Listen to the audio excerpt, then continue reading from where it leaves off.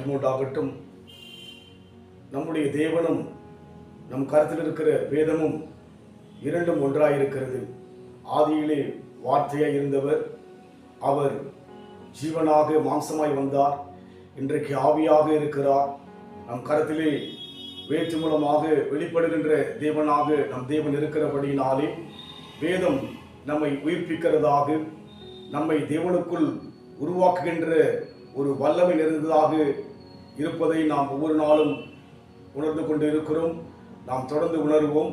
இந்த வேளையிலும் கூட தியானிக்கும்படியாக மத்தேயு சுவிசேஷம் 5ஆம் அதிகாரம் 13ஆம் வசனம்.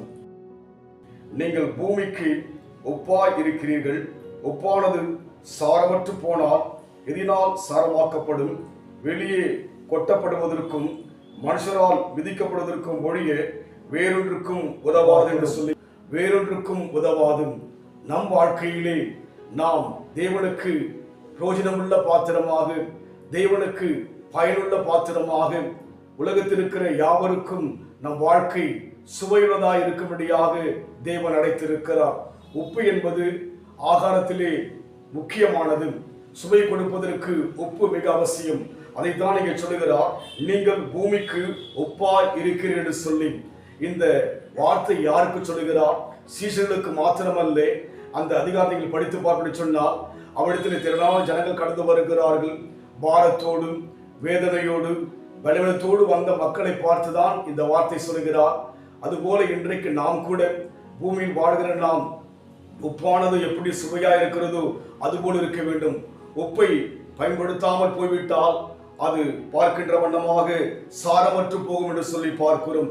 இதை சற்று விலகிக் கொள்ள வேண்டும் என்று சொன்னால், பூமிக்கு நீங்கள் உப்பாய் இருக்கிறீர்கள். உப்பு தன் சுவையை வெளிப்படுத்தும். உப்பிலே அந்த தன்மை இருக்கிறது. அதை நாம் பயன்படுத்தாவிட்டால் அது பிரயோஜனம் இல்லாமல் போய்விடும் என்று சொல்லி நாம் பார்க்கிறோம். இன்றைக்கு நாம் சுவையுள்ள ஒரு வாழ்க்கை வாழ நமக்கு மாத்திரமல்ல, குடும்பத்துக்கு மாத்திரமல்ல, பூமிக்கே நீங்கள் உப்பாய் இருப்பதாக அந்த ஜனங்களை பார்த்து சொல்கிறார். சீஷர்கள் மாத்திரமல்ல, அங்கு திரளான ஜனங்கள் வருகிறார்கள். அவர்களை பார்த்துதான் சொல்கிறார். அதனால் இது ஒரு குறிப்பிட்டவர்களுக்கு மாத்திரமல்ல, தேவனை ஏற்றுக்கொண்ட அத்தனை பேருக்கும் இந்த வார்த்தை பொருத்தமாய் இருக்கிறது. இந்த வார்த்தை பொருந்தும். அதனால் நாம் இந்த உலகத்தில் வாழ்கிற காலமெல்லாம் உப்பு எப்படி ஆகாரத்துக்கு சுவையை கொடுக்கிறதோ அதுபோல நாம் சுவையுள்ள வாழ்க்கை வாழ ஒப்பு கொடுக்க வேண்டும்.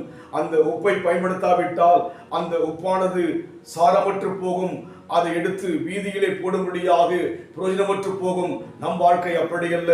நாம் பிரயோஜனமுள்ளவர்களாய் இருக்கும்படியாக அழைத்திருக்கிறார். நமக்குள் பல பிரச்சனை இருக்கலாம், போராட்டம் இருக்கலாம், பலவீனம் இருக்கலாம், பலவிதமான சோதனை இருக்கலாம். அப்பேற்பட்ட ஜனங்கள் தான் அந்த இடத்திலே கடந்து வந்தார்கள்.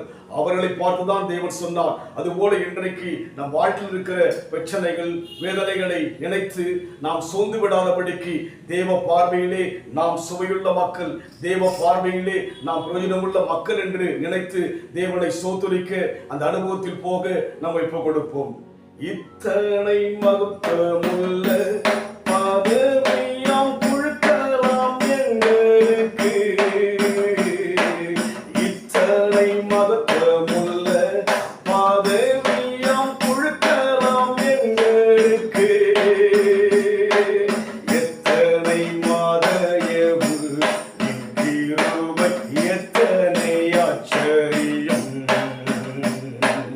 எத்தனை மாதயவு எத்தனை ஆச்சரியம். ஸ்தோத்திரம் நேசுநாதா, உமக்கென்றும் ஸ்தோத்திரம் நேசுநாதா. ஸ்தோத்திரம் செய்கின்றோம் இன்னடியாத்தீர் நாமத்தின் ஆதரவில். அன்றைக்கு இயேசு திரளான ஜனங்களை கண்டு நீங்கள் உலகத்துக்கு ஒப்பாய் இருக்கிறேன்னு சொன்னார். இன்றைக்கும் கூட நம்மை பார்த்து, வேதத்தை தியானிக்கின்ற நம்மை பார்த்து, வேதத்தை நேசிக்கின்ற நம்மை பார்த்து, வேதத்தை நம்புகின்ற நம்மை பார்த்து சொல்கிறார், நீங்கள் பூமிக்கு ஒப்பாய் இருக்கிறேன்னு சொல்லி அந்த அனுபவத்துக்குள்ளாய் போக, அந்த அர்த்தம் நிறைந்த ஒரு வாழ்க்கைக்குள் போக நம்ம இப்போ கொடுப்போம். அன்பின் ஆண்டவரே, நாங்கள் பார்வையிலே கர்த்தாவே விசேஷமான ஜனங்கள். உலகத்தின் பார்வைக்கு நாங்கள் ஒப்பாக சுவையுள்ள ஒரு வாழ்க்கை வாழ எங்களை அழைத்திருப்பதற்காய் சோத்திரம்.